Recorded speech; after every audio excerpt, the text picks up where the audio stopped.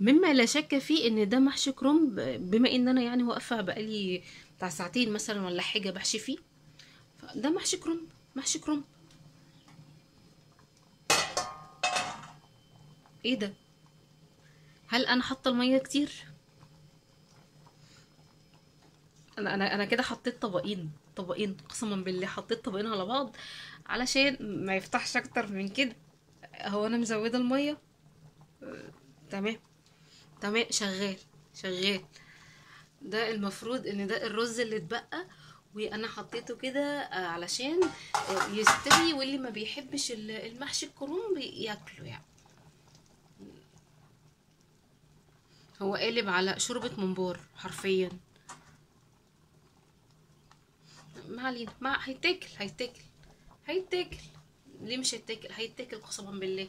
بس المشكله في ده، هل هيشرب كميه الميه دي كلها ولا ايه؟ انا اخر مره عملت فيها محشي كرنب بنفسي، وجبت الكرنبايه و فصصتها ولا مش عارفه، قطعتها وسلقتها وعملتها. قسما بالله كان ابشع محشي كرنب عملته في حياتي. انا فاكره السنه دي كانت 2017. من ساعتها ما جبتش الكرنب ده الا لو كنت بعمل كول سلو، غير كده ما بيدخلش بيتي.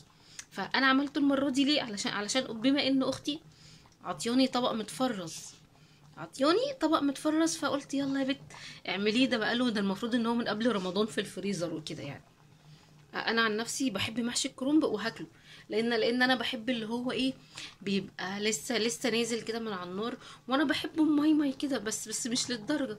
انا لا، خدتني الجلاله وانا بحط في الميه وزودي بقى يا بت وبتاع. فيلا. النهارده بقى انا كنت برضه عاملاه بايه حاجه برضه. انا حاسه برضه ان دي حاجه غلط، ان انا معريه عليه النار وكده. فانا هغطي وارجع. مش معريه عليه النار، لا، اللي هو معريه عليه الغطا. عملته النهارده بمحشي، بخلطة محشي او تتبيلة المحشي بتاعت شيفي ميكس. فهي الجزء اللي فوق طار.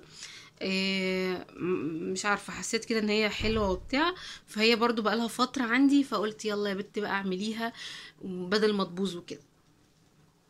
هل المحشي ده يطلع حلو؟ الله اعلم، ده في علم الغيب. فنستنى الباشا لما يستوي، ونشوف الرز، حلة الرز دوت هتبقى ايه بعد لما هو عايم ولايس كده وهايص في الشوربة.